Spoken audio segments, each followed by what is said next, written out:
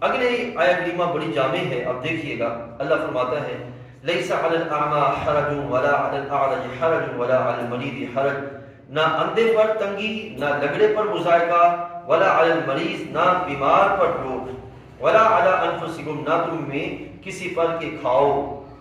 کس طرح؟ من بیوتکم، اپنے گھر سے کھاؤ۔ اب یعنی کہ دعوت کے لحاظ سے کہ بندہ کہاں کہاں دعوت کھا سکتا ہے، کہاں کہاں جا سکتا ہے، کس کس مقام پہ اس کو جانے کی اجازت ہے، ٹھیک ہے۔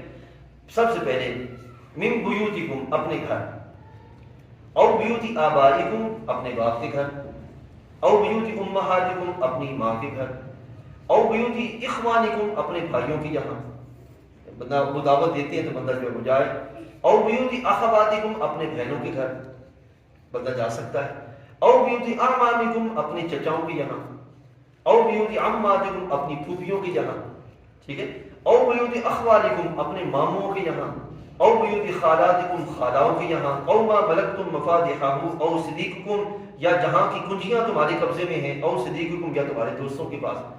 یہ وہ سارا خاندانی معاملات اور معاشرتی زندگی اللہ نے سارا بیان فرما دیا کہ بندہ ان کی ہاں سے دعوت ہو، یا اگر ان کے پاس جائے یا اگر جانا چاہے تو اس میں کوئی مذائقہ نہیں ہے، بشرطے کہ وہاں پہ ان کی جانے میں کسی طرح کی کوئی قباحت کا معاملہ نہ ہو۔ اللہ فرماتا ہے لیس علیکم جناح ان تاکلوا جمیعا او اشتاتا، تم پر کوئی الزام نہیں ہے کہ مل کر کھاؤ یا الگ الگ، ٹھیک ہے۔ فَإِذَا دَخَلْتُمْ بُيُوتًا، اب اللہ تعالیٰ فرماتے ہیں کہ اگر بندہ ان کے گھر جائے تو پھر وہاں پہ کیا کرے؟ فَسَلِّمُوا عَلَىٰ أَنفُسِكُمْ، سب سے پہلے اپنوں کو سلام کریں، ٹھیک ہے نا۔ گھر میں داخل ہونے کا طریقہ کیا کہ پہلے کیا کیا جائے؟